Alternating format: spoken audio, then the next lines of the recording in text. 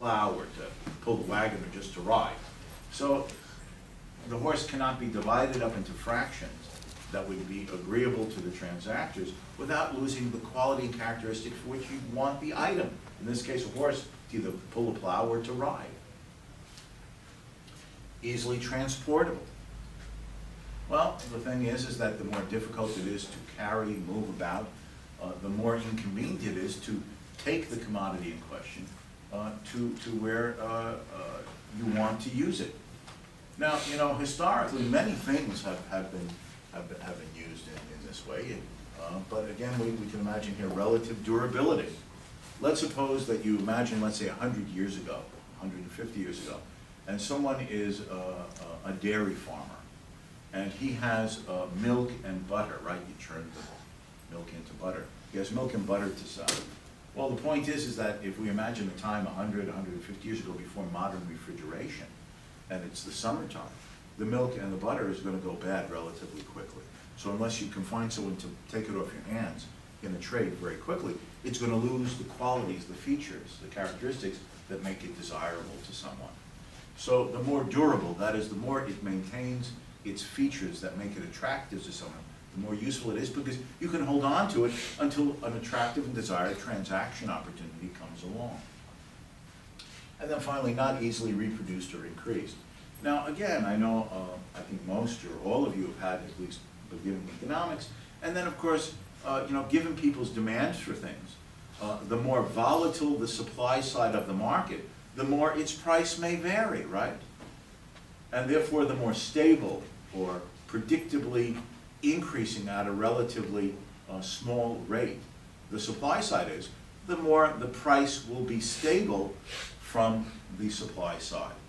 And the more stable its price from the supply side, the more you can predict, well, if I possess some quantity of this good, what is it likely to have as an exchange value in the marketplace tomorrow, next week, next month, a year from now?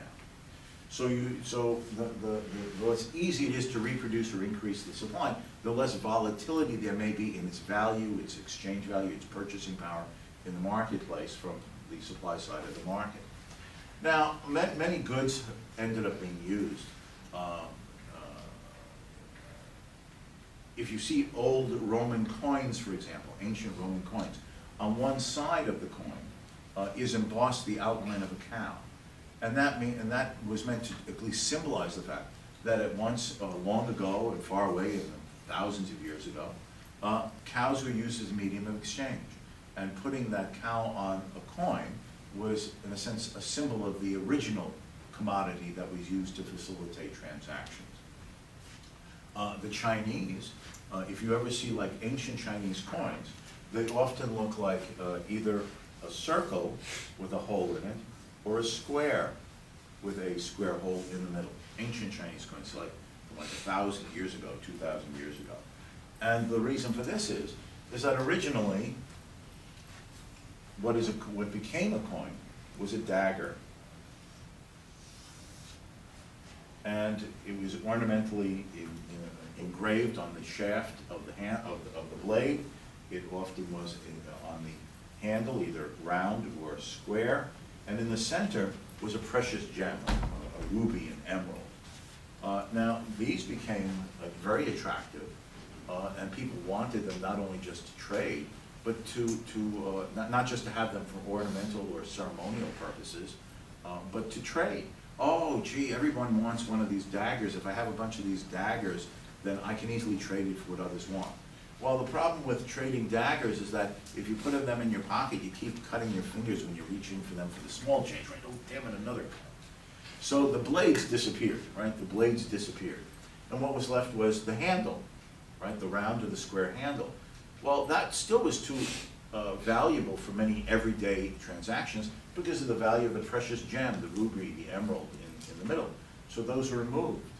And what ended up historically is that what was left was the symbol of what had been the handle of the dagger, but with the precious gem removed. So it was just a circular coin with an empty middle, like a donut, or a square coin with an empty middle, again symbolizing once that there was a stone there.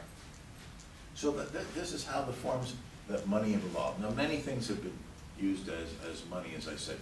Bronze bars, up until not very long ago, were used as money as a medium of exchange in Western Africa, such as some of the outlying areas of Nigeria. In the colonial era of America, in the 13 colonies in North America, tobacco was often used as a medium of exchange. Now, at other times, other things have been used. There was a time in the ancient world where even women were used as a medium of exchange. That had its own problems, like ease of transportability. I'm not moving. Well, how do you get her where you want to trade her away? I mean, it's just too much of a hassle. So that wasn't going to work either. Okay, that wasn't going to work either.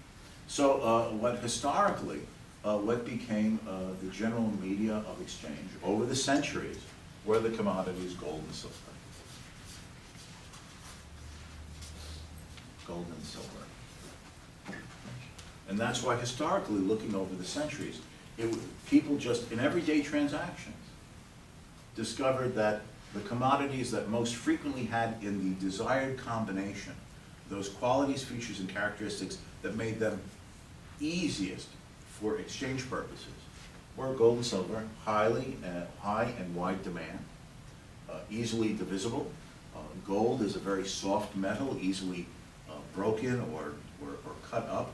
In fact, that's why with gold coins or bars, they chemically mix it with a baser metal, precisely to make it harder, because the natural gold is very soft. So easily divisible, easily transported. Well, you know, some coins in your pocket or in a sack. Relatively durable.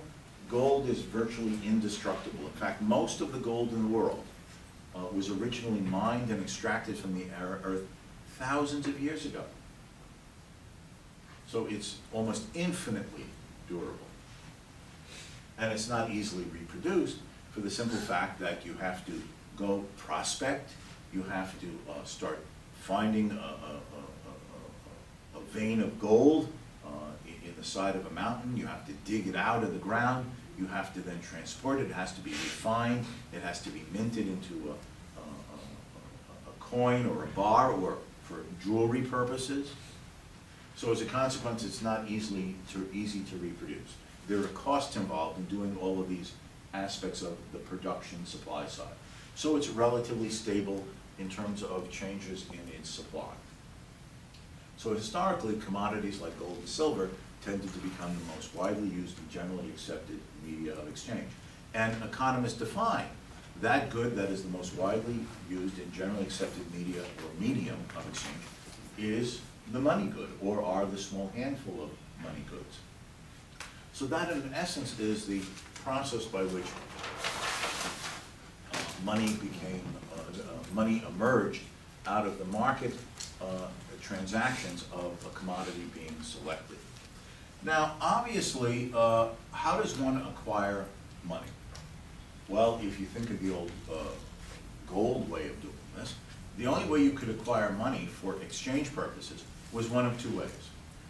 You would have to incur the costs and the expenses and the production requirements of mining and minting gold and then selling it to others in the marketplace who wanted to either use it as money or who wanted it for these ornamental and ceremonial and sometimes industrial uses for gold. Or you would have to go into the market and you would have to manufacture or produce some good or offer some supply that people valued enough in the market that they would sell it to you for a sum of money. So then you could turn around and use this money, in the old days, gold and silver, and then enter the market again as a consumer, having earned money as a producer, and now buy all the other goods and services that others are selling in their producer roles.